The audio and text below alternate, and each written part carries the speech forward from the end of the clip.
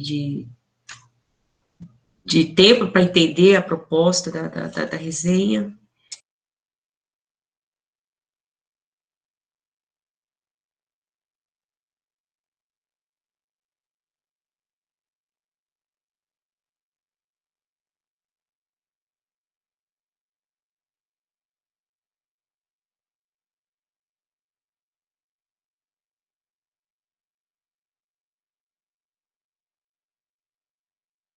Quem conseguiu fazer a resenha? Além do Vitor?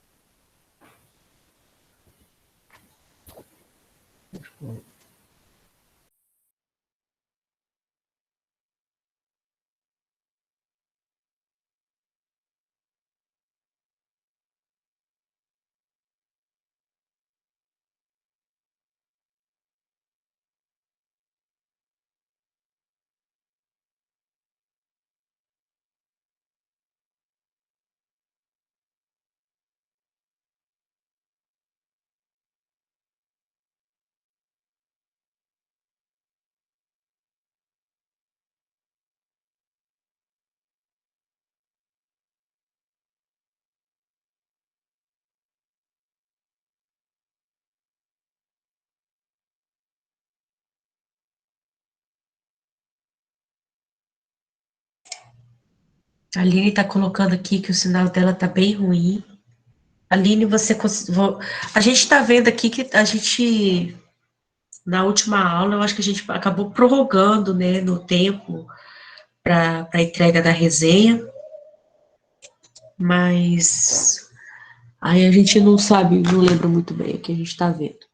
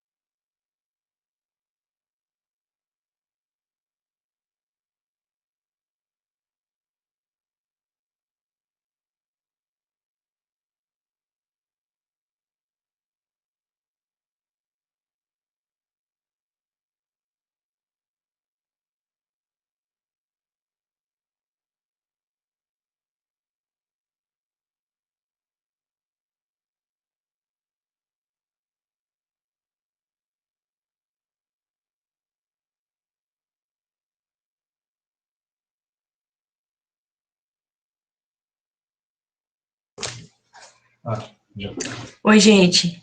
Ó, então, tchau, enquanto a galera tá aí se organizando, pensando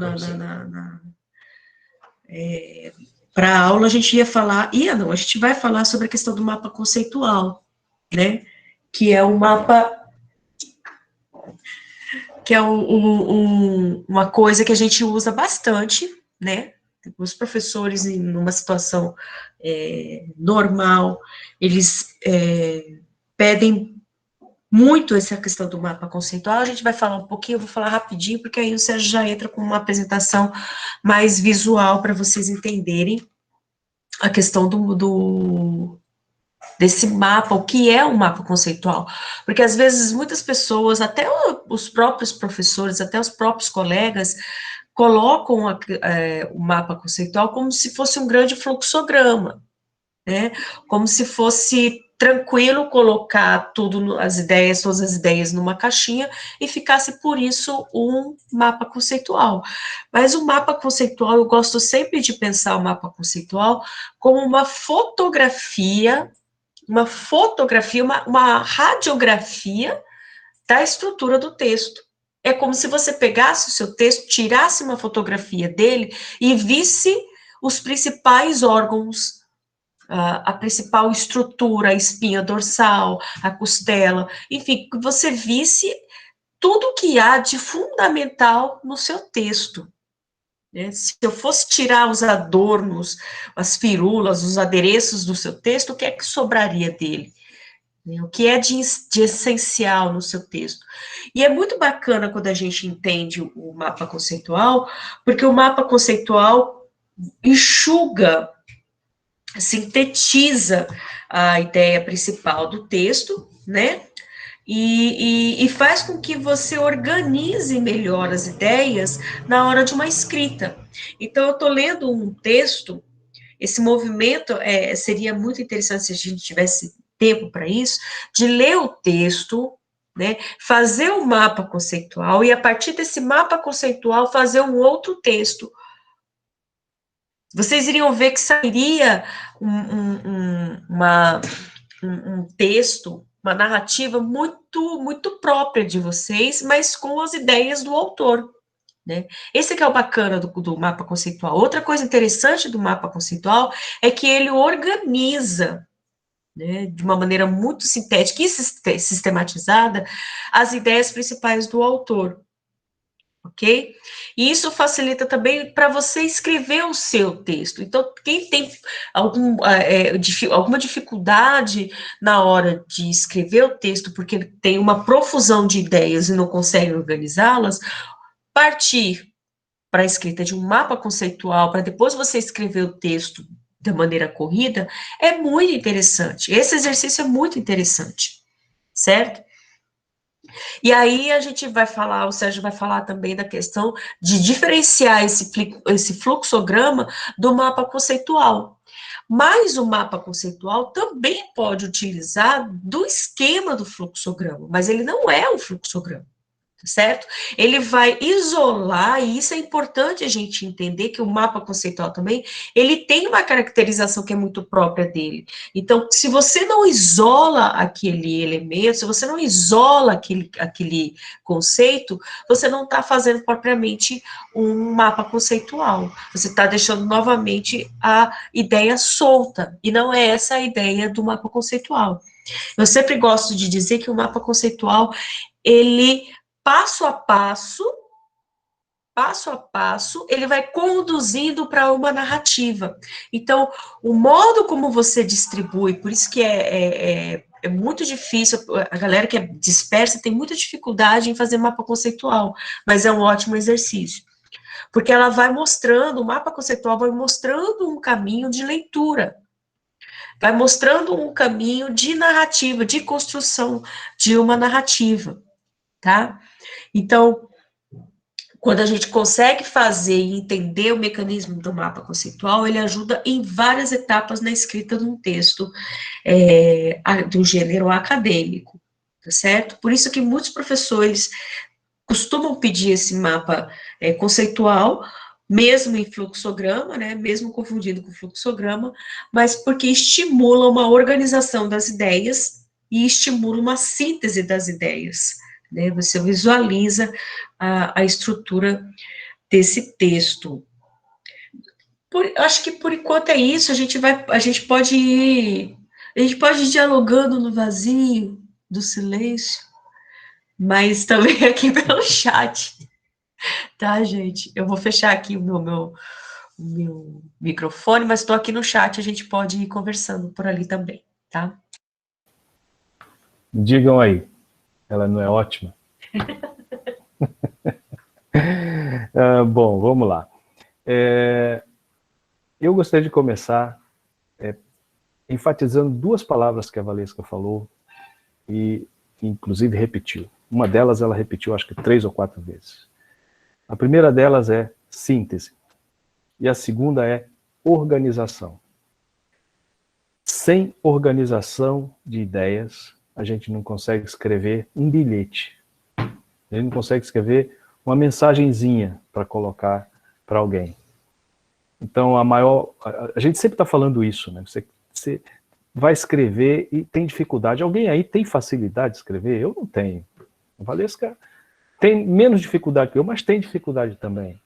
E cada um de nós tem as nossas dificuldades, sobretudo com a questão de escrever, de produzir um texto. Às vezes a gente consegue entender, depois que a gente entende o que é uma resenha, o que é um fichamento, depois que entende o que é, né? Que esse é o primeiro obstáculo, é entender o que a gente precisa fazer, o tipo, o gênero de texto que a gente vai produzir. A outra é organizar as ideias a partir da leitura que nós fizemos, do texto que nós lemos, para poder produzir um outro texto, né? Que passe uma interpretação, que passe uma ideia daquilo que nós lemos. E sem organização das ideias a gente não vai para lugar nenhum, né? Eu vou passar uma apresentação agora, vocês acompanhem, tá bom? Um momentinho.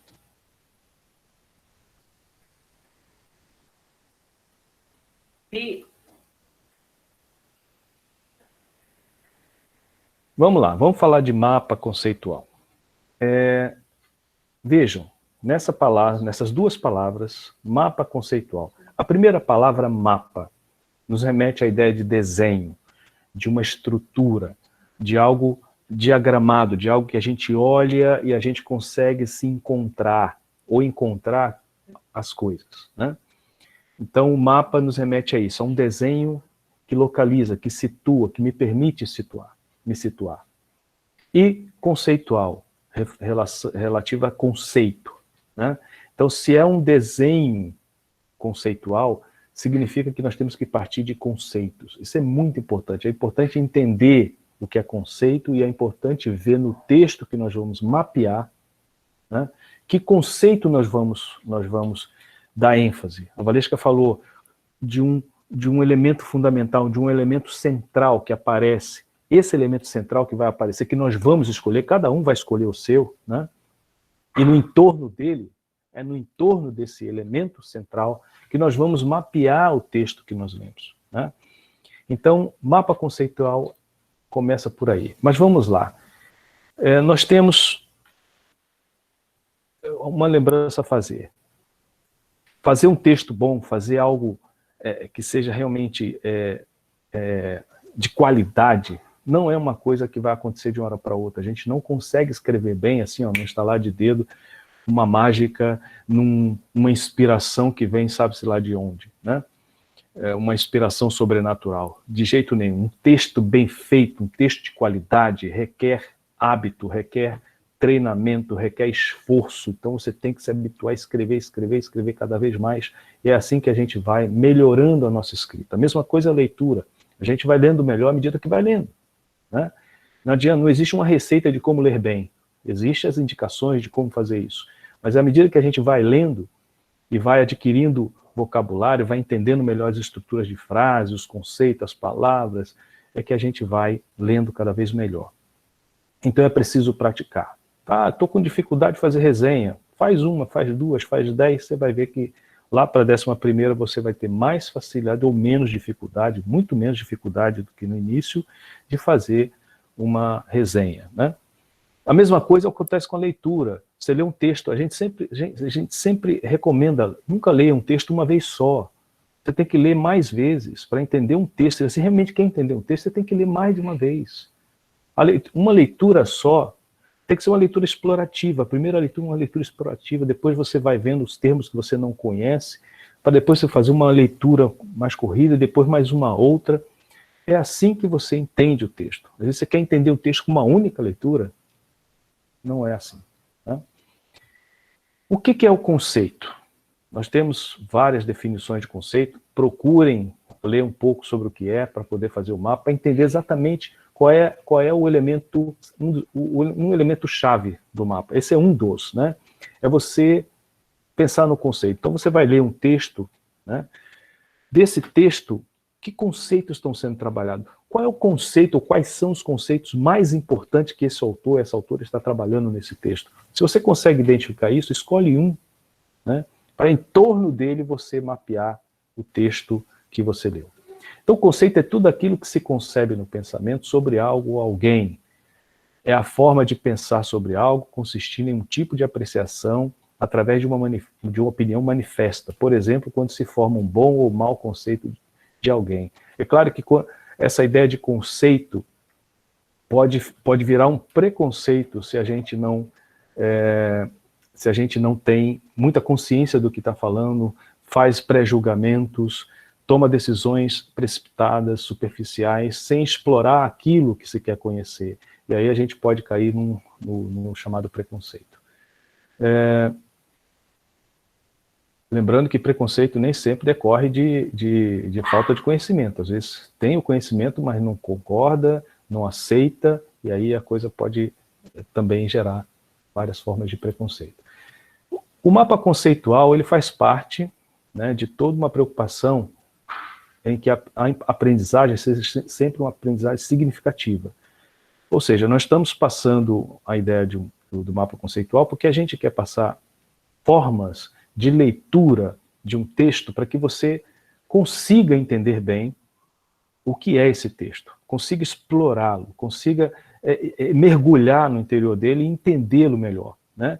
Ou seja, que consiga aprender e aprender esse texto de forma significativa. O que é essa aprendizagem significativa? O que significa, né, repetindo a palavra inclusive, o que significa tornar aquele conteúdo do texto que está sendo lido como significativo para você? Porque tem que ser significativo para você que está lendo, não é para ninguém mais, é para você que tem que ser significativo. O que significa isso? O que é essa aprendizagem ou essa leitura significativa? É aquela em que o aprendizado requer necessariamente o conhecimento novo, ou seja, aquilo que o autor, através do texto, vai te passar de informação, de ideias, né, de críticas, é que tudo isso, toda essa novidade seja compreensível para você e seja relevante também. Veja, cada um de nós tem uma quantidade significativa de conhecimentos prévios sobre muita coisa, né? A gente sempre já ouviu falar, às vezes o conhecimento é superficial, às vezes a gente ouviu alguém falar alguma coisa, não sabe, não lembra mais quem, nem sabe onde, mas ouviu, aquela ideia ficou. Então é difícil nós termos textos em que a gente não tenha alguma ideia. Em geral a gente tem alguma ideia. A gente tem um pensamento que nos permite, né, que vai ser considerado, inevitavelmente vai ser considerado na leitura desse texto, na sua interpretação. Se a gente pega um texto, por exemplo, que começa com valores, com informações, ou com formas de pensar ou de ver o mundo que a gente discorda por uma questão política, religiosa ou conceitual, sei lá, já fica mais difícil. É capaz até de deixar de lado, porque eu não vou ler isso, porque isso vai contra aquilo que eu penso. Então, tudo isso não tem como não ser mobilizado, precisa ser mobilizado, inclusive, na leitura. Então, é nesse sentido que é a ideia da aprendizagem significativa. Quando a gente, inevitavelmente, busca relacionar aquilo que o autor está passando com aquilo que a gente conhece, com aquilo que a gente sabe. E ao cruzar conhecimentos novos, informações novas com aquilo que a gente sabe previamente, esse confronto, essa interação entre essas duas coisas nos leva a formar ideias novas, a reformular as ideias antigas e às vezes até abandonar ideias antigas, e ao mesmo tempo a gente vai fazendo com que o texto que nós lemos nos proporcione um aprendizado novo, nos proporcione ideias novas, né? Sem essa relação, sem refletir sobre isso, sem cruzar aquilo que o texto fala com aquilo que a gente conhece, acredita, sabe, um texto, uma leitura não vai ser significativa, vai ser apenas uma leitura, né? E uma leitura que é apenas uma leitura não serve para nada. Nós começamos essa disciplina falando em leitura como leitura de mundo. É exatamente isso. A leitura significativa é a leitura de mundo. É você cruzar o texto com aquilo que você conhece do mundo.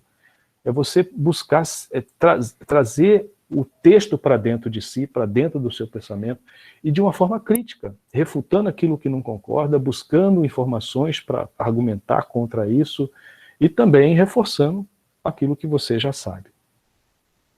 O que é conhecimento? Apenas para reforçar aqui a ideia, porque o mapa conceitual, na medida em que é uma ferramenta, na medida em que é uma forma, um caminho importante, interessante de explorar o texto e de adquirir conhecimento, construir conhecimento a partir do texto, é importante fazer o que é conhecimento. Então, conhecimento é toda a compreensão, entendimento ou explicação adquirida pela pessoa que quer conhecer. É muito importante isso. Conhecimento, o autor escreve um texto e no texto está ali seu conhecimento. E está ali uma série de informações que ele passa. Ele não passa conhecimento para você, ele te passa informações, ele te passa dados, né?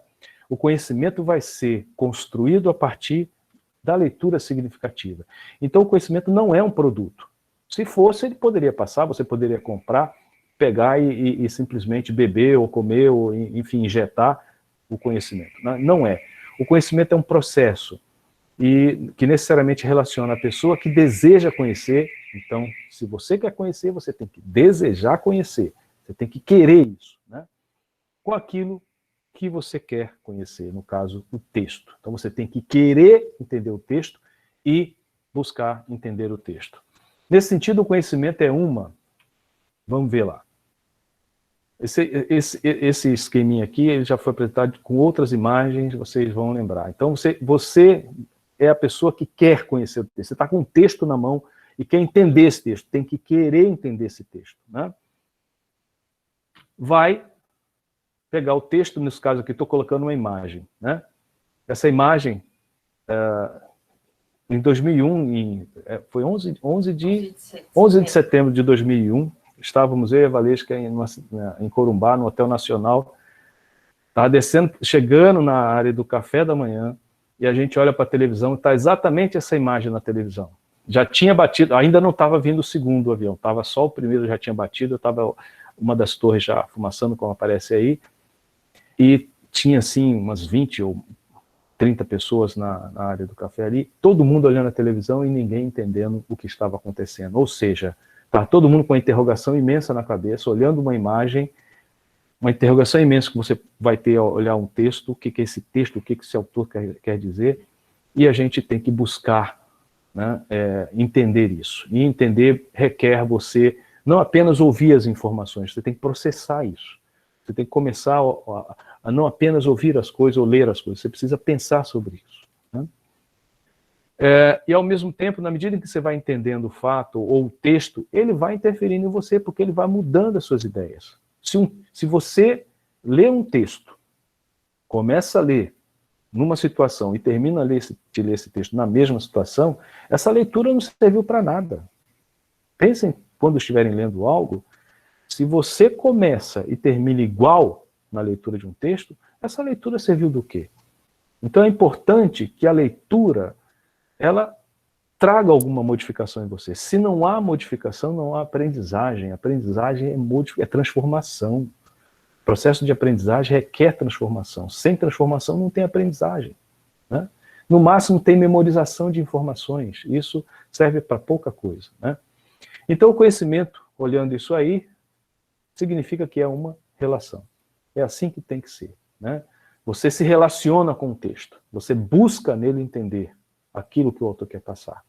Essa relação precisa ser estabelecida, né? O que é esse mapa conceitual? Trazendo uma definição. Então ele é uma ferramenta gráfica, lembrem disso. O mapa conceitual, a Valesca falou, é um desenho, é um diagrama, pode até parecer um fluxograma, e ele parece mesmo. Alguns professores, como ela falou, trabalham até com um esquema de fluxograma, porque ele é um desenho, ele é uma diagramação, né? É isso que vocês têm que fazer. Quando forem fazer o mapa conceitual, vocês vão fazer um desenho, né? É claro que ele tem texto, mas ele é um desenho. É que nem um mapa. O mapa é um desenho, mas ele também é texto, ele traz informações, ele expressa um conhecimento, ele expressa a localização, ele é uma ferramenta de situação geográfica. O mapa conceitual é uma ferramenta, é um desenho que traz uma interpretação, uma leitura significativa de um texto, né? E ela é uma leitura significativa porque o mapa conceitual, de certa forma, nos obriga a mergulhar no texto, né? Nos obriga a esmiuçar o texto. A Valesca falou aqui de você mergulhar na estrutura do texto. É isso, você destrincha as coisas, né? Então, no fundo, o que nós estamos passando para vocês é simplesmente um caminho de como fazer uma leitura melhor, de como fazer uma leitura que realmente traga uma contribuição. De que você não termine a leitura sabendo assim, poxa, mas eu li isso aqui, não entendi nada, não serviu para nada. Não. Se você fizer a leitura e fizer um mapa conceitual do texto, ou pode fazer mais de um sobre o mesmo texto, né? É possível você fazer vários mapas sobre o mesmo texto. Significa que você está fazendo mergulhos na estrutura do texto. Você está preocupado em destrinchar realmente as minúcias do texto, tá? Então, a leitura feita dessa forma, você vamos dizer assim, absorve esse texto, assimila ele, traz ele para dentro de você de uma forma que nunca mais você vai esquecer, né? E as contribuições vão ficar ali, né? Vão ficar ali para você porque foi um conhecimento que você construiu a partir do texto. Então ela é uma ferramenta gráfica que estabelece relações significativas entre conceitos e ideias. Essa é a definição mais sucinta de um mapa conceitual. Então ele é um desenho, ele é um diagrama, e nesse diagrama você estabelece relações significativas, ou seja, essas relações não são relações quaisquer, são relações que significam algo, né, que transmitem mensagens entre conceitos e ideias. Tá? Então nós vamos ver como é que isso é feito, tá bom? Então ele é um diagrama, repetindo, um diagrama que ajuda a organização do pensamento e a aquisição de conhecimento, tá? Aprendizagem significativa.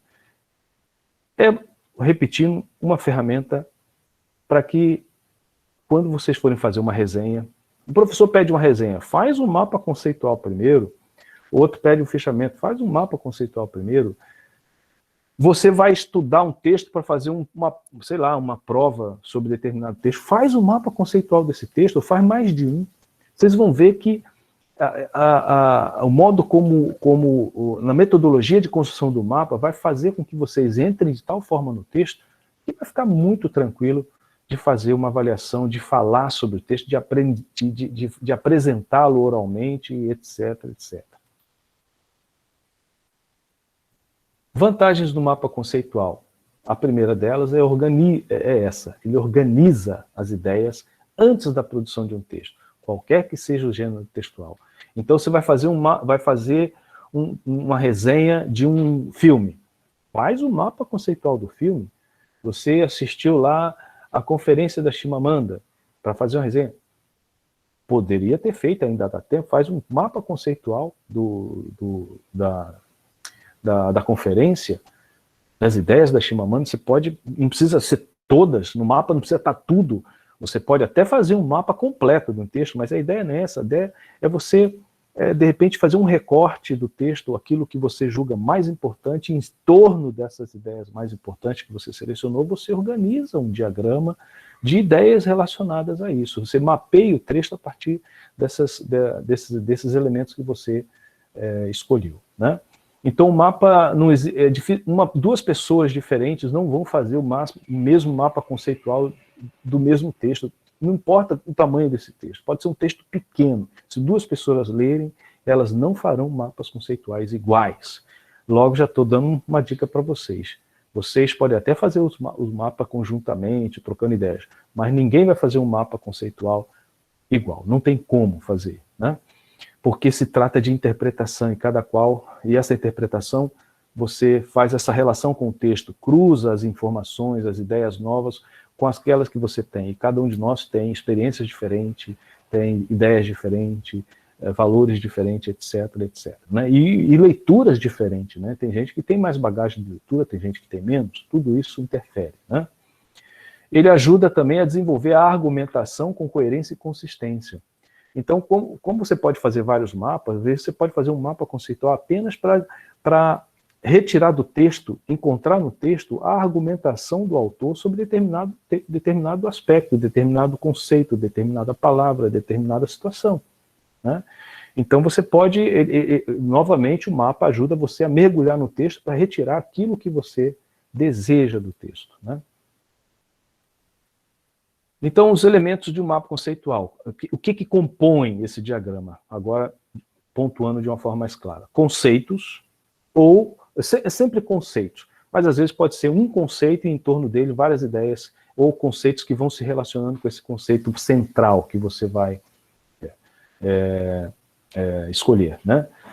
E conceitos não são apenas palavras, tá? Conceitos são palavras-chave, são ideias, é aquilo que expressa ideias centrais do texto, tá? Então não é qualquer palavra, é importante entender bem o que é conceito para escolher a palavra certa dentro do texto que você vai mapear, né? Aquela que vai ser a central e aquelas que estarão relacionadas a essa central.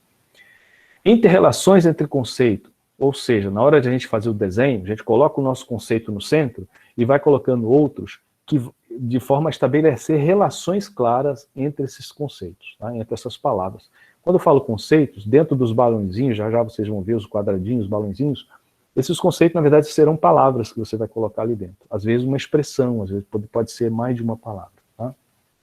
Então não confundam necessariamente um conceito vai ser uma palavra. Em geral, sim, mas poderá, não precisa ser sempre combinar a mesma coisa. Tá? Palavras de ligação, em geral, verbos. Vocês já vão ver que isso vai ficar mais claro na hora que mostrar o desenho aqui. Tá? Então você tem um conceito, as inter-relações entre o conceito, e entre eles, essas palavras de ligação, são palavras que vão ligar um conceito ao outro. E aí, quando você pega um conceito 1, a palavra de ligação com o conceito 2, eles vão formar uma proposição.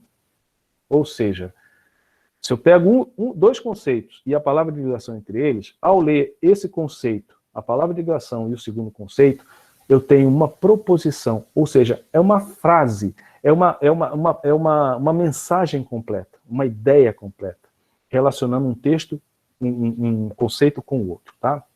Já já no desenho fica mais claro. Vamos ver aqui, ó. Por exemplo, aqui, vocês vejam que aqui é um diagrama ainda, não é um mapa conceitual, mas é o começo de um, tá? Aqui já traz algumas ideias do que é o mapa conceitual. Mas isso aqui é um diagrama, vocês veem que é um desenho, com formas, com linhas, balões e tal, quadradinhos, e palavras. Então vejam bem. A primeira palavra aqui que está em cima, no caso aqui foi colocado, veja, nem sempre você precisa colocar em cima. Às vezes você vê um mapa conceitual onde o termo mais importante é central. Né? Mas essa localização depende muito do que você deseja construir. Então essa posição, se é central, se é em cima, se é embaixo, se é do lado, fica por conta de cada um, tá bom? A água é o termo-chave aqui, é o conceito mais importante. Água é um primeiro conceito, seres vivos e estado, né, seriam os outros dois conceitos nesse momento. Necessária para os, veja que tem um verbo aqui, né, o verbo de necessitar, né, necessitar,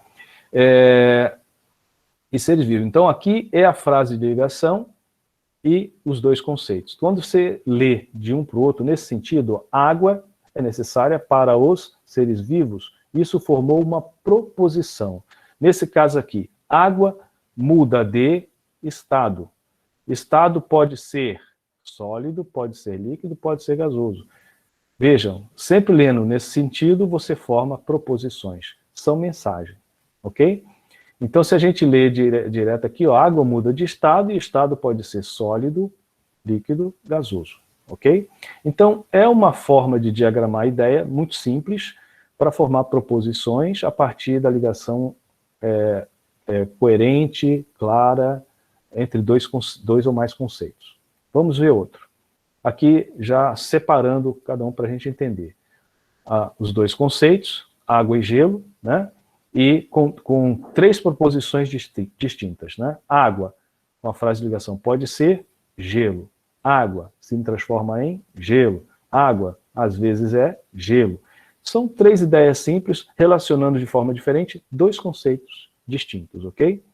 Mas vejam sempre esse esquema. Um conceito dentro do balão, então os conceitos estarão sempre dentro dessas formas, tá? Podem ser balões, pode ser círculos, pode ser quadrado, pode ser estrelinha. Desde que você consiga escrever, você define qual é a forma que você vai usar. E a frase, a ligação representada por esses traços, ok? A frase de ligação e o conceito 2. Juntando tudo, nós temos uma proposição, duas proposições, três proposições, ok? Bom, agora nós vamos ver o que é realmente mapa conceitual. O que faltava naqueles diagramas anteriores para nós termos mapas conceituais? Um mapa conceitual realmente. Falta indicar o sentido da leitura. Vocês viram que lá no anterior não tinha, voltando, ó, não tinha setas. A gente seguiu por uma coerência de leitura, né, de baixo para cima, de cima para baixo, de cima para baixo no caso, né? E aqui também, ó, de cima para baixo. Se você ler gelo, às vezes até aqui nesse caso, tanto faz, né? Gelo se transforma em água, gelo pode ser água. até aqui tanto faz o sentido, né? Mas no mapa conceitual você precisa indicar a seta, e se eventualmente a relação entre dois conceitos pode ser em qualquer sentido, você vai colocar na seta também essa possibilidade de que o sentido pode ser tanto para um lado quanto para o outro, né? Mas observem bem aqui, isso aqui começa a ser um mapa conceitual, está aqui, o termo mapas conceituais. Então começa aqui, ó, representam relações entre. Vejam que isso aqui é uma frase de ligação, e só serve lendo nesse sentido, tá? É unidirecional nesse caso aqui, ó. Representam relações entre conceitos. Se você ler daqui do conceito para cima, já não dá certo. Ó. Conceitos representam relações entre mapas conceituais. Não, não representam. Mapas conceituais representam relações entre conceitos. Conceitos formam proposições. Proposições são requisitos para mapas conceituais. Né? Então, veja que formamos aqui um ciclo com 3 proposições, reunindo 3 conceitos diferentes. Aqui, verbos, vamos lá. Verbos explicitam relações entre conceitos. Então, vocês veem que não precisa relacionar um conceito com outro imediatamente depois. Pode ser um conceito que está lá na frente. Então, o diagrama vai ficando mais complexo à medida que você vai estabelecendo relações. E essas relações, você é quem vai estabelecendo, para exatamente mostrar o que o texto que você leu traz de informação, né? Então, é muito importante guardar isso, porque não é difícil, e eu acredito que vai acontecer, se vocês não prestarem atenção, vai acontecer, de fazerem, primeiro, colocar qualquer tipo de palavra como conceito. Não. Escolham as palavras que são significativas no texto, aquilo que realmente são conceitos, né? Outra, eles é que vão para dentro dos quadrados, não fora. O que fica fora são as frases de ligação, que, em geral, contemplam verbos. Elas contêm verbos, tá? Mostrando claramente que há uma relação entre 2 conceitos. Então, quando juntarem, eu estou fazendo meu mapa, coloquei o primeiro conceito, coloquei o sentido da ligação, coloquei a frase de ligação, coloquei o segundo contexto, quando eu ler esse primeiro conceito até o segundo, eu formarei uma mensagem clara e significativa que expressa o texto, uma ideia do texto que eu li, tá certo? Então, as ideias que você expressa ali são ideias do texto que você leu, tá? Vamos ver um outro aqui, ó, sobre aquecimento global. Veja, nesse caso aqui se coloca explicitamente, né, qual é o conceito central. Então, quem fez esse mapa aqui, certamente leu um texto que falava de aquecimento global, né? Então, colocou ele como o conceito-chave, central do mapa. E a partir dele se mapeou o restante, foi se mapeando as ideias, ok? Então está aqui, ó, aquecimento global leva a aumento de temperatura. E o aumento da temperatura média propicia derretimento da geleira, ou provoca mudanças nos padrões de precipitação. Essas mudanças nos padrões de precipitação podem secas, podem ocasionar enchentes. Vejam que essas palavras, né, são palavras-chave no texto para expressar as ideias, tá bom? E sempre colocando um sentido da leitura do mapa, ok? Bom, essa apresentação vai ficar, como a gente coloca sempre para vocês, e obviamente vocês vão poder olhar sempre isso daí para fazer o seu mapa conceitual. Olha, esse aqui já é um mapa conceitual um pouco mais complexo, vamos dizer assim, mais completo, que explora mais o texto, né? Vejam que não fiquem, quando forem fazer o mapa, não fiquem comedidos não, querendo fazer uma coisinha simples assim, tá? Explorem o texto, vocês têm muitas possibilidades de explorar o texto e mostrar. E quanto mais se explora o texto, né, e isso vai requerer certamente mais de uma leitura, as ideias vão aflorando, as ideias vão acontecendo e você vai estabelecendo cada vez mais relações, vai tornando o seu mapa mais completo, mais cheio de desenhos, cheio de relações, cheio de sentidos para a leitura, tá? E o mapa, você pode começar a ler ele de onde você quiser. Tá? Eu não fiz esse mapa, mas eu posso ler ele a partir de onde eu quiser, né? E ele, de qualquer maneira, vai me trazer um sentido para a leitura de quem fez essa leitura, né? E de qual texto foi, tá bom? Então, temos aqui, ó, mapas conceituais foram desenvolvidos por, tá? Joseph Novak. Aqui parou, né? Poderia continuar aqui, dizer quem foi Joseph Novak. Poderia puxar mais uma frase de ligação e dizer quem foi esse camarada, né? Poderia assim, Joseph Novak foi a pessoa que descobriu, aí vem um outro conceito. Poderia, se quisesse continuar. Quem fez aqui resolveu parar no nome da pessoa. Mapas conceituais, eles representam, ou se poderia ser simplesmente assim, mapas conceituais representam, não precisa ter esse eles, né? Representam o conhecimento organizado. O conhecimento organizado é composto por conceito, é composto por proposições, né? Aqui, conhecimento organizado inclui sensibilidade ou afetividade, que são adicionados aos conceitos. Conceitos são percepções de regularidades ou padrões. Então, é claro que esse mapa conceitual faz mais sentido para quem é da área, para quem leu esse texto também.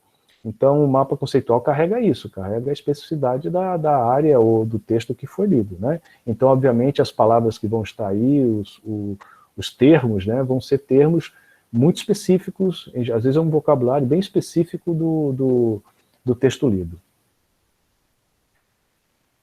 Bom, tem alguém querendo entrar? Pode falar. Tá, à vontade. Deixa eu tirar a apresentação aqui. Não precisa tirar, só voltar ali. Aqui, você quer voltar aqui? Esse? Tá.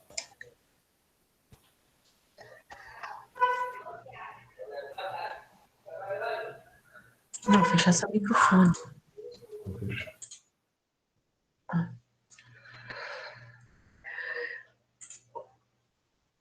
Oi, gente, é rapidinho, é só para explicar uma coisinha, que é o seguinte, é claro que esse mapa conceitual, como o Sérgio falou, ele é um mapa conceitual que faz muito mais sentido para quem leu o texto, mas, contudo, entretanto, todavia, porém, quem pegar esse mapa conceitual, ele tem um caminho, tem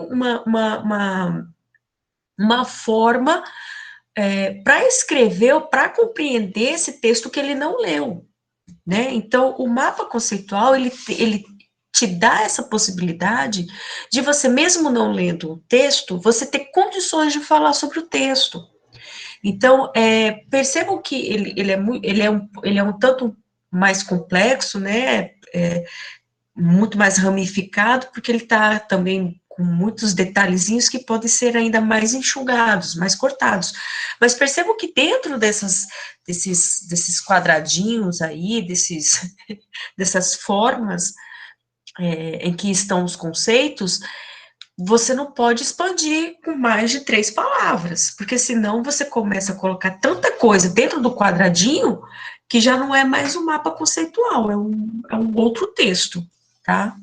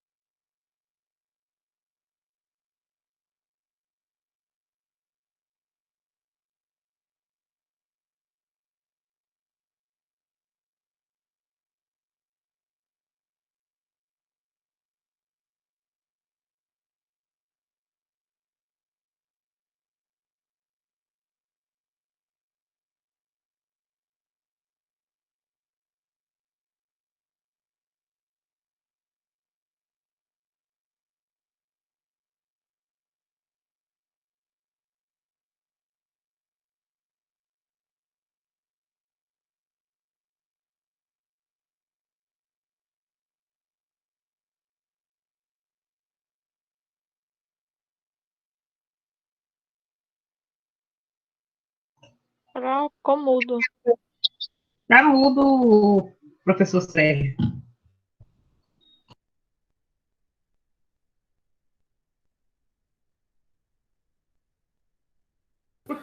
Desculpa, gente.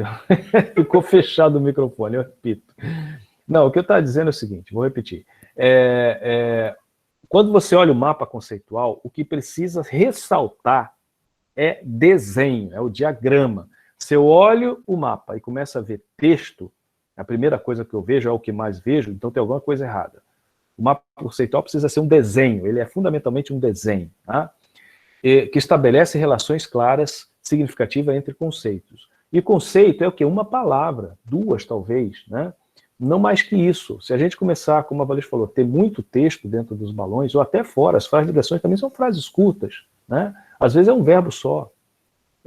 Começa a ter texto demais e aí deixa de ser um mapa conceitual para ser uma bagunça de texto, né? Então, a quantidade de texto não pode ser maior do que o diagrama. O diagrama, a diagramação deve ser o que se ressalta. As relações é o que se ressalta mais. Por isso que as palavras escolhidas não podem ser palavras quaisquer. Devem ser palavras pensadas. E elas têm que vir a partir da sua leitura do texto, tá?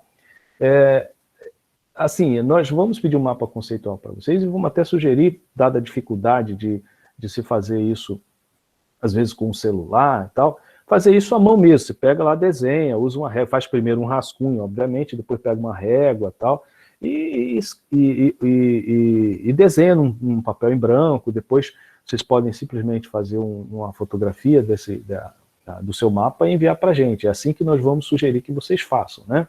Mas se alguém quiser fazer um mapa conceitual mais elaborado, uma coisa mais vistosa, vamos dizer assim, pode usar. Existem alguns sites, algumas ferramentas online que você pode usar. Deixa eu abrir aqui para vocês. Pode usar para... Está aparecendo essa tela? Esse Lucidchart é depois eu vou colocar o endereço para vocês ali. É fácil, você tendo uma conta... você pode fazer uma conta gratuita ou então entrar com sua conta do Google. Você entra nesse programinha aqui. Então, digamos que eu vou fazer um mapa, eu venho aqui, pego um quadradinho e coloco aqui. Pronto, né? Aí eu venho e puxo aqui, posso aumentar ele ou posso puxar uma setinha aqui. Aí eu não quero um quadradinho mais, eu quero um balãozinho, põe o balão aqui, né? E aí eu quero puxar uma outra setinha para cá, né? Então fica muito mais fácil de você elaborar. E em cada um desses aqui eu posso aumentar e escrever texto aqui dentro, né? E, obviamente, o tamanho depende da quantidade de texto que é posto. Lembrando que não deve ter muito texto, tá bom? Então, vocês vejam que essa é uma ferramenta, e é de mapa mesmo, porque ela dá o sentido, tá? É muito importante disso, é muito importante essa questão do sentido da leitura, para construir o mapa de forma fácil, rápida e fica bem bacana, né?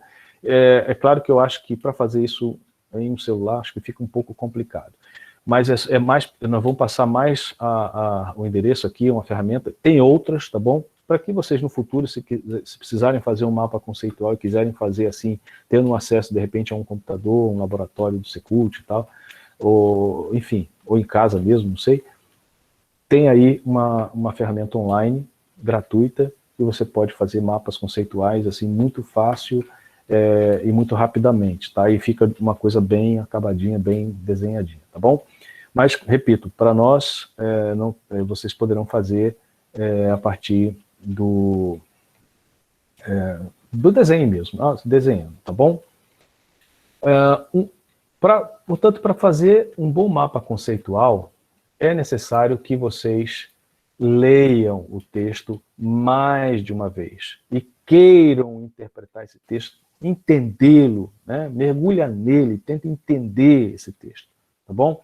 E não fiquem preocupados assim, poxa, eu quero entender o texto inteiro, né? Eu quero saber o que o autor estava pensando. Não, você não vai conversar com ele e não vai ter a oportunidade de dizer para você o que ele quis dizer. Ele não vai te dar uma aula desse texto. Então, mas assim, se a gente consegue obter o máximo de informações sobre isso, às vezes a gente consegue às vezes, uma resenha, às vezes de um texto, às vezes a gente consegue um vídeo, de repente, alguém falando sobre o texto. Você consegue essas informações, também são boas, é bacana que a gente tenha mais informações sobre outras leituras feitas do texto. Mas na hora de você fazer o seu mapa, é seu mapa conceitual, é a sua leitura do texto, né? Então é importante que vocês, na leitura, procurem estabelecer na leitura quais são os termos-chave, o que é mais importante, numa palavra, ou num elenco de palavras, Como é que eu pego as palavras mais expressivas, mais significativas daquele texto? Se alguém falasse para mim, olha, tira 10 palavras que dizem para mim o que é esse texto. Quais são essas palavras? Então, faça essa pergunta, identifique quais são essas palavras, ou seja, não são palavras quaisquer, né? Identifique e você começa a construir, aí depois você põe essas palavras e tudo dentro de uma caixinha e começa a estabelecer relações entre elas, né? Formando proposições claras, proposições curtas, significativas sobre o texto. Você começa a construir o seu mapa, tá? Outra coisa, o mapa não é o que se chama de brainstorm, não sei se vocês já ouviram essa palavra. É legal também. Eu leio, quem gosta muito de fazer brainstorm, que é a Valesca gosta muito de fazer isso. Eu também acho bacana isso. É uma estratégia, é uma forma que você aprende, é uma forma dela de aprender. Para mim já não funciona. Mas de repente funciona para vocês. Eu leio o texto, o que é o brainstorm? Eu começo assim, tudo que aparece na cabeça eu vou escrevendo, tudo. Vai lá, põe. Tudo que aparece eu estou lendo e vai escrevendo. Depois eu vejo como é que vai ser. Esse é o brainstorm. Lembrem, ao fazer isso não é um mapa conceitual, tá bom? Vocês precisam organizar, depois disso vai precisar organizar essas ideias, né? Para formular proposições coerentes e expressivas do texto, né? Então, eu acho que cada um tem o seu jeito de trabalhar aí, né? Às vezes, muita gente, é comum, né? Tá lendo, aí faz aquela marcação com aquela caneta de marca-texto, né? Marca ali a palavra e tal. É uma forma. Vai colocando, às vezes escreve uma ideia ou outra do lado, enfim. São formas da gente fazer as nossas leituras e marcar no texto aquilo que nos importa, aquilo que a gente achou mais interessante, tá bom? E é isso que é mais importante, é você apostar naquilo que você achou mais interessante do texto. E não ficar preocupado sobre o que a comunidade científica acha de mais importante do texto. Tá? Não é isso. Nós é que temos que identificar o que é importante para nós no texto, a partir da nossa leitura, a partir da nossa vivência, a partir das nossas crenças, a partir daquilo que a gente sabe, né? É isso que é mais importante. A gente quer ver no mapa conceitual a sua leitura, e a sua leitura é sempre correta do texto, porque é a sua leitura. Se for feita dessa forma, vai ser uma leitura sua, portanto ela é correta, tá? Ela não vai estar errada. Só não pode ser uma leitura de qualquer maneira, né? A gente não pode só brincar de fazer mapa e começar a escrever um monte de palavras sem sentido.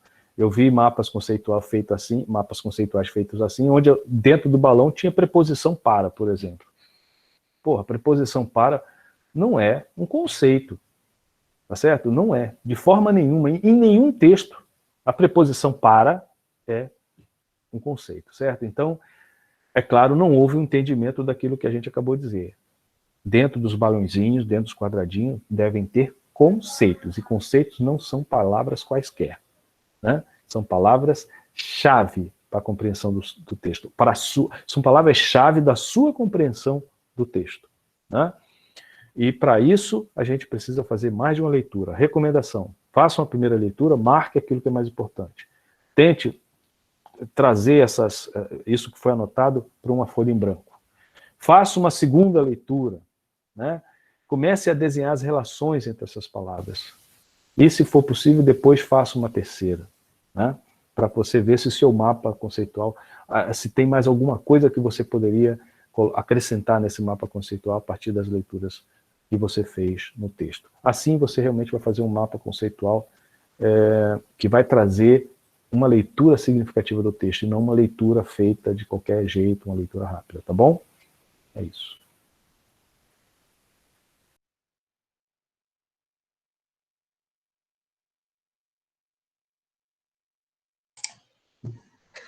Oi, gente, eu aperto tanto botão aqui para poder abrir e fechar o microfone. Esse mapa conceitual, ele vai entrar como uma atividade, vocês vão fazer tirando foto mesmo do caderno, da folha, enfim. E é de um texto que vocês já leram. Então, já não tem... Quer dizer, quem fez o fichamento já tem o texto do mapa conceitual, né? Então, vocês podem fazer o mapa conceitual do texto do fichamento, que é o texto da, não me lembro agora, dos gêneros acadêmicos, dos gêneros, mas a gente vai colocar novamente, tá? E aí, como um exercício mesmo para fixar essa questão do mapa conceitual, porque o mapa conceitual é um gênero que é pedido.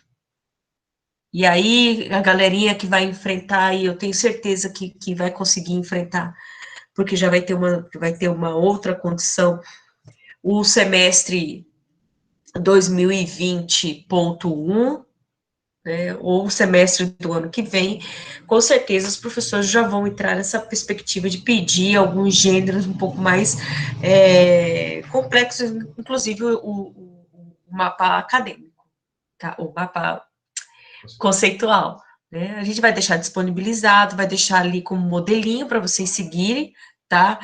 Não tem nenhuma coisa muito elaborada, a gente não quer que seja feito no computador, com todos os mecanismos e tal, já serve o que vocês forem fazer no caderno. Certo? Peraí, deixa eu fechar aqui. O mapa conceitual que a gente está pedindo vai ser, na verdade, uma atividade que vai, ela é extra, obviamente, ela vai estar se apresentando como produção de texto.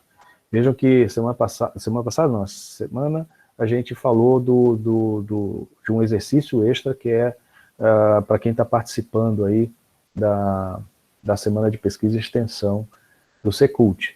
Então, são atividades que essa foi uma primeira atividade extra, que é um exercício de aplicação extra. Então, quem perdeu aqueles exercícios das normas, do primeiro, segundo e tal, tem a possibilidade de fazer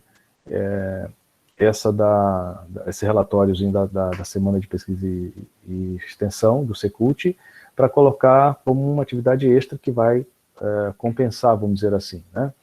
E possibilita recuperar uma atividade que foi perdida antes. E da mesma forma, por exemplo, quem não fez o fichamento, e talvez, né, quem não vai entregar a resenha, vai ter a possibilidade de mais uma produção de texto, porque nós vamos considerar o mapa conceitual como uma produção de texto, para entregar como uma forma também de recuperar uma atividade que de repente foi perdida, tá bom? E a ideia é que essa atividade seja tranquila, vocês certamente vão se ocupar dela provavelmente depois que entregar a resenha, né? E é sobre o texto, ou produção do texto acadêmico de Darcília, não lembro agora, é o texto que foi usado, que é esse, a produção do texto acadêmico, que foi usado para o fichamento, tá bom? Ah, mas eu não fiz o fichamento desse texto, eu fiz de outro. Então, você pode fazer o mapa conceitual do texto que você leu para o fichamento, tá bom? Acho que teve um ou dois que fizeram fichamento de texto diferente desse. Não tem problema, pode fazer o mapa conceitual do mesmo, tá ok? Mas usem o texto do fichamento, que é um texto que já foi lido, né? Então ele facilita nesse sentido. E, por fim, eu queria só acrescentar que o mapa conceitual, vocês não podem ver ele apenas como uma atividade que vai ser cobrada de componentes que irão fazer, ou que estejam fazendo e que vão fazer ao longo do curso. Não é só como atividade. Tentem perceber a vantagem de usar essa ferramenta, essa ideia, essa diagramação, como uma forma de ler melhor o texto. Qual texto? Qualquer texto daqui para frente. Vocês sempre vão precisar ler textos daqui para frente, dentro e fora da academia. Então, o mapa conceitual é uma forma de você fazer leituras que sejam melhor aproveitadas por vocês mesmos quando forem fazer uma pós-graduação, quando forem escrever sua dissertação, sua tese de doutorado, etc, etc. Então, o mapa conceitual é uma forma. O fichamento é outra, né? Tem o fichamento e o mapa conceitual. São coisas distintas, são formas distintas de leituras e registros dessas leituras, de organização das ideias, tá bom? Então, eu gostaria que vocês guardassem bem é que o mapa conceitual é uma forma de você organizar suas ideias para escrever sobre o que leu, sobre o que ouviu, sobre o que assistiu, enfim, sobre aquilo que você quer interpretar. Isso é um mapa conceitual. Ele não é, portanto, uma simples atividade a ser feita, não. Ele é uma estratégia, uma técnica, é uma metodologia, tem vários nomes para isso. mas é uma forma eficaz, interessante, proveitosa, significativa de fazer leitura e organizar as ideias que são importantes para se produzir um texto depois, tá bom? É isso.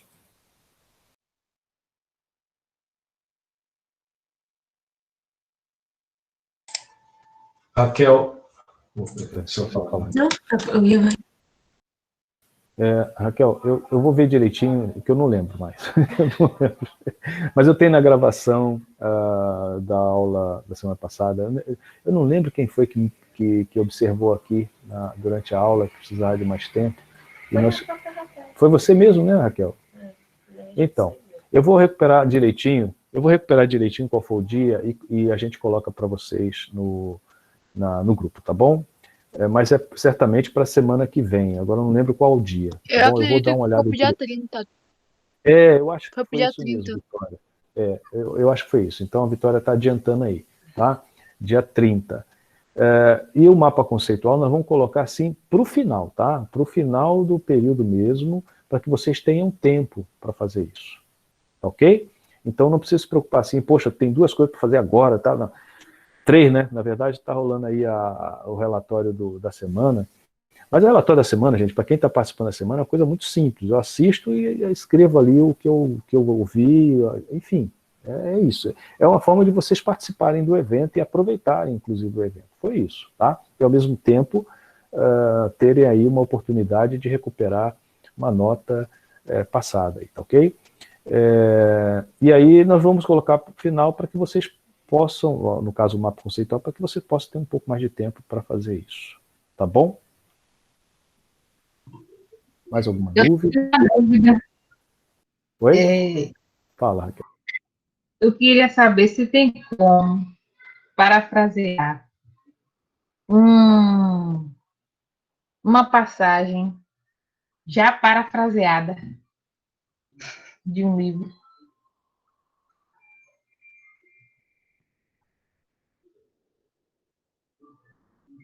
Tá mudo, professor. Tá. Bom, vamos lá. Hoje eu estou meio displicente, acho que é porque está a tarde inteira aqui falando esse negócio, tá bravo. Mas é o seguinte, você está falando que no texto que você leu, o autor já estava parafraseando né? Já está parafraseando. Eu queria ouvir essa parte. Não, olha só, eu acho que sem nenhum problema. O importante é que o texto que você vai escrever seja seu. Então, se você vai escrever sobre a mesma ideia, de certa forma, você está parafraseando, né? Agora, a ideia do autor original, vamos dizer assim, do autor da ideia original, está lá, ele foi dita. O primeiro autor parafraseou aquela ideia, ou seja, transmitiu aquela ideia, traduziu aquela ideia a partir da sua compreensão. Você vai fazer a mesma coisa, tá certo? Sim. Não há nenhum problema. Sim.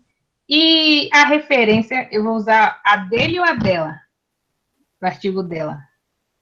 Bom, veja bem, se o autor da ideia não é o texto que você leu, claro, né? Você não leu esse texto, tecnicamente você estaria fazendo um APUD. Tá certo? Ou seja, você está citando um autor por meio de outro. Ok? Então, por quê? Porque o autor da ideia, que é o autor citado, não é o autor lido. O autor lido é o outro. Mas é ele que você leu. Né? Então, no fundo, o que vai para a sua lista de referência é esse segundo autor. É ele que vai para a sua lista de referência, não é o primeiro. O primeiro, você só vai indicar que a ideia é dele. E isso a gente faz tecnicamente através do APUD. Então, se você for ali na NBR 10.520, você vai ver lá como é que se constrói um APUD. Tá? Como você não vai usar citação direta, não há obrigatoriedade de indicar páginas. Tá certo? Então, você só tem que indicar os anos das obras dos autores, com sobrenome. Você vai ver lá que tem uma forma de escrever o APUD. Tá certo? Tá certo. Então, obrigada. não tem problema. Nada. Agora, lembrando que o APUD não é para a gente ficar citando autor dentro de outro. A gente só faz isso, claro, que você pode fazer nesse caso sem nenhum problema. Mas lembre-se que, mais para frente, quando você for fazer textos, sei lá, for fazer a sua dissertação ou tese de doutorado, você procura evitar o APUD. só usá-lo realmente quando for casos em, por exemplo, que o texto é raro, né? É um texto que publicou há muito tempo e você não consegue acesso a ele, ou é um autor estrangeiro que você não tem porquê buscar a sua obra, pegar a sua obra para ler, aí justifica o APUD, né? Então, o APUD não é simplesmente para a gente ficar lendo um autor através de outros. Não, não é para isso. Para a gente ficar citando, para facilitar o nosso trabalho. Não é. Ele só deve ser usado como recurso quando você não consegue a obra original. Tá? Então, eu achei uma ideia interessante desse autor. O primeiro mecanismo, a primeira providência vou tentar ler ele diretamente. Vou tentar buscar o texto, o artigo, o livro dele para ler diretamente e citá-lo diretamente. Principalmente se for um autor conhecido de uma obra que tem por aí, que é fácil de achar, então eu vou procurar ler no original, tá bom? Mas voltando, nesse caso agora aí, não tem problema nenhum você usar o APUD, é até interessante porque isso vai fazer com que você pratique a técnica de colocar direitinho na citação o APUD, tá bom?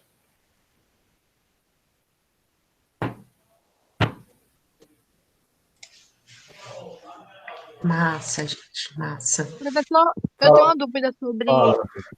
as aulas de pesquisas. Vai ser por onde? Como é que eu vou saber que está tendo aula para pesquisar? Como é que é? Ou Eu para não eu. entendi. Ó, rapidinho. Vai ter as aulas para a gente criar um relatório, né? Como é que eu vou saber? Como é que vai ser? Vai ser pelo Instagram? Vai ser por aqui? Você está falando Que da dia vai semana de ser? pesquisa? Sim. A semana começou ontem. Já está acontecendo. É Você que não horas? Não recebi a notificação. tem mais, ela vai até sexta-feira, né? 27. Ainda está rolando a semana, vai até sexta-feira. Então tem uma programação. Se você entrar no site do Secult, tem lá o link direitinho do evento, Semana de Pesquisa e Extensão do Secult. E aí, na programação, tem lá onde você busca lá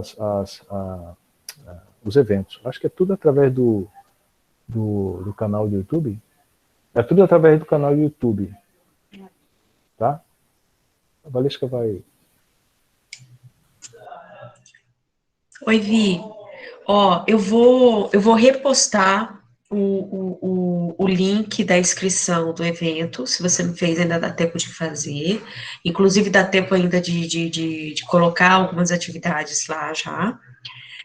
Vou repostar no grupo, lá no nosso grupinho.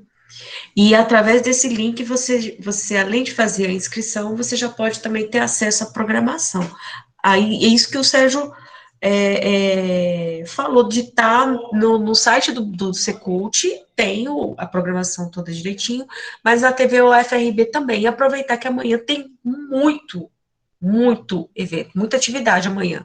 Amanhã tem mesa de manhã, tem mini curso à tarde, e o evento está acontecendo de manhã e à tarde.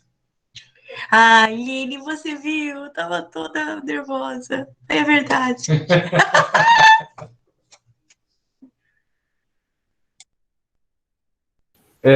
E a Valesca tinha já observado, por conta dessa, Vitória, por causa da sua questão, que foi ótima, difícil alguém fazer uma pergunta, só por causa dessa pergunta, a gente já tinha meio que conversado, nós vamos reduzir o número de atividades mínimas. A gente tinha colocado no mínimo 5, tá? Então nós estamos reduzindo agora, anotem aí, para 3. Então se você colocar 3 atividades, já está valendo o relatório para entregar para a gente. Não precisa ser 5, tá ok? Claro que se alguém quiser pôr mais de 3, nenhum problema, tá bom? Mas no mínimo 3 atividades. E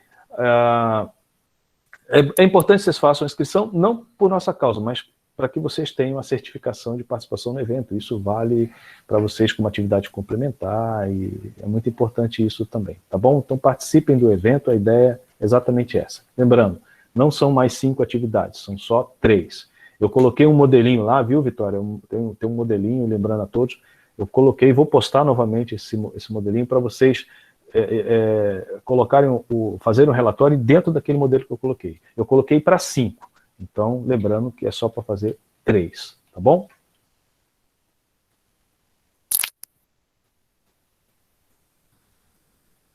Tem alguém com mais dúvida aí para a gente reduzir para uma?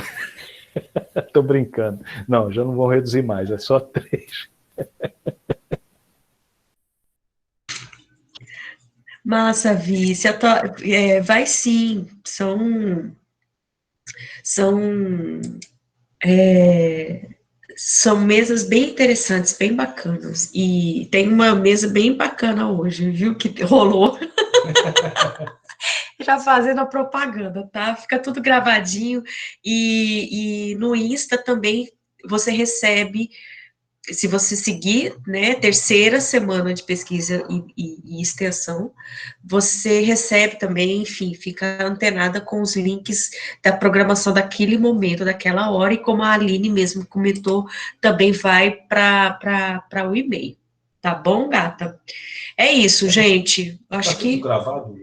fica gravadinho lá, fica Então, pessoal, guardadinho lá, mas eu não sei como funciona a questão da lista de presença. Então, precisa se antenar para isso.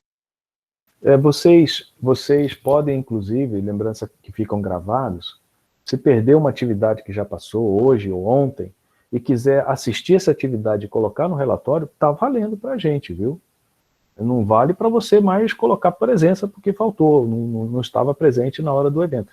Mas para o nosso relatório, aqueles que a gente colocou para vocês entregarem, mesmo uma atividade passada que você não assistiu na hora que estava acontecendo, mas assistiu ela depois, a gravação, tá valendo colocar no relatório também, tá bom?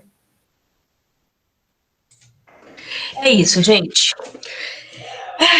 Dia. Ok. Já valeu, porque um monte de gente já tirou dúvida, falou aqui com a gente tá feliz. Vamos até tomar uma cerveja em homenagem, tá bom? É isso, um beijo, gente. Procure a gente se tiver mais algumas dúvidas. Uma boa noite para vocês. Tá bom? Ótima noite. Força e fé, tá chegando no final, hein? Tchau, gente. Boa noite. Tchau.